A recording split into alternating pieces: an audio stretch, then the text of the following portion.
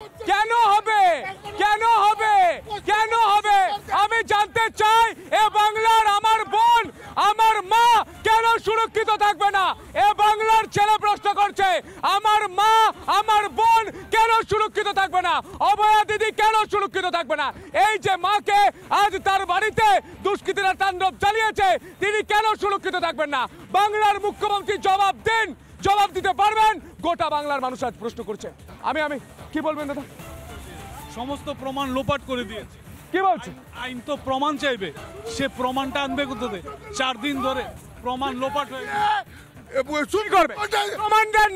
Supreme কোর্টে বলেছে তো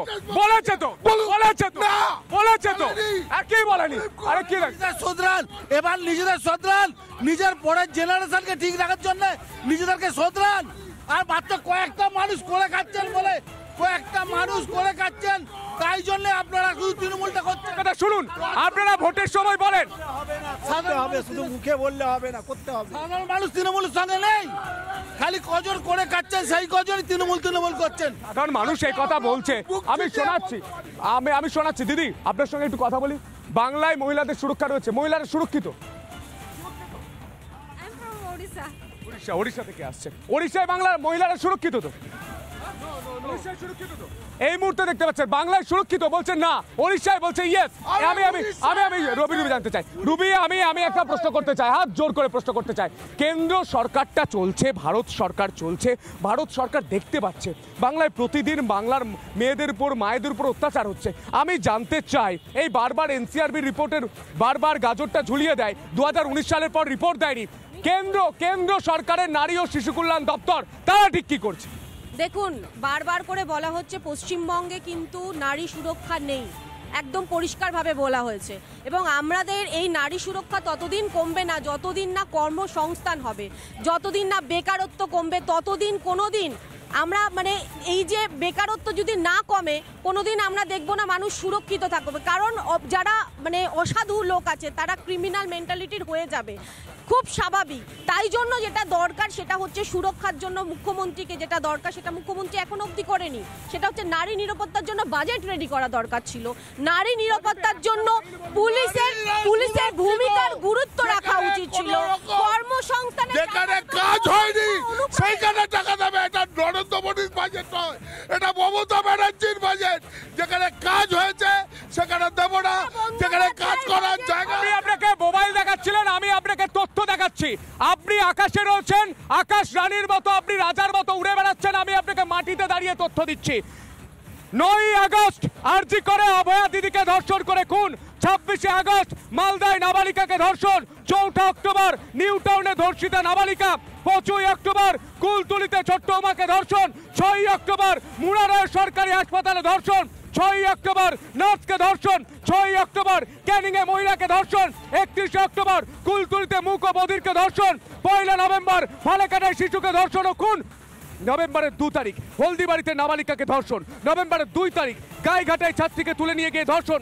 নভেম্বরের 2 তারিখ দমকলে শিশুকে ধর্ষণ নভেম্বরের 2 তারিখ বর্ধমানে নাবালিকাকে ধর্ষণ নভেম্বরের 2 তারিখ আউশগ্রামে নাবালিকাকে শিলতানি 24 নভেম্বর নদিয়ায় নাবালিকাকে খুন করে মাটি চাপা 24 নভেম্বর গুড়াপে শিশুকে ধর্ষণ ও খুন 7 ফেব্রুয়ারি নিউ টাউনে তরুণীকে ধর্ষণ আর আজ একজন বৃদ্ধ মাকে হেনস্থা করা হচ্ছে দুষ্কৃতী তাণ্ডব চলছে আমি জানতে চাই এই তালিকা মমতা বন্দ্যোপাধ্যায়ের কাছে নিশ্চয়ই রয়েছে এই তালিকা দেখার পর রাজ্যের পুলিশ মন্ত্রী কোন জাদুতে কোন লজ্জায় এই মানুষ দ্বারা বলেন যে বাংলায় মহিলারা সুরক্ষিত সেই মানুষ যাচ্ছে আপনি যতগুলো নাম বললেন টোটাল নাম্বার অফ কেসেস 17টা পশ্চিমবঙ্গে বাস করে 12 কোটি লোক 12 কোটি লোকের কতটা নির্লজ্জ দিদি কি বলবেন কতটা নির্লজ্জ এতগুলো ঘটনা বলার পরেও বলছে এতগুলো লোকের মধ্যে এই কটা হয়েছে তো কম হয়েছে আমার ঘরের জায়গা যদি ঠিক না থাকে বাইরের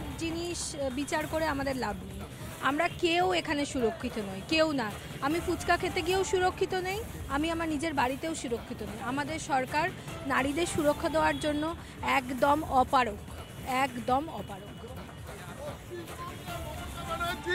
নেতৃত্বে এই 17টাই বা হবে কেন আমরা তার জন্য লজ্জিত পশ্চিমবঙ্গ খালি রাষ্ট্রপতি ভবনে যাচ্ছেন দেখাবার জন্য আপনাদের থাকবেন রাষ্ট্রপতি ভবনে যাচ্ছেন, ওটা কোনো ইস্যু না।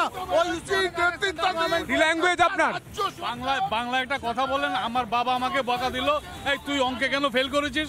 তো আমি বললাম বাবা আমিও অঙ্কে ফেল করেছি, রাম তো ইংলিশ বিজ্ঞান ভূগোল সবে ফেল করেছে। আপনাদের কৃতকর্ম দেখে মানুষ হাসছে।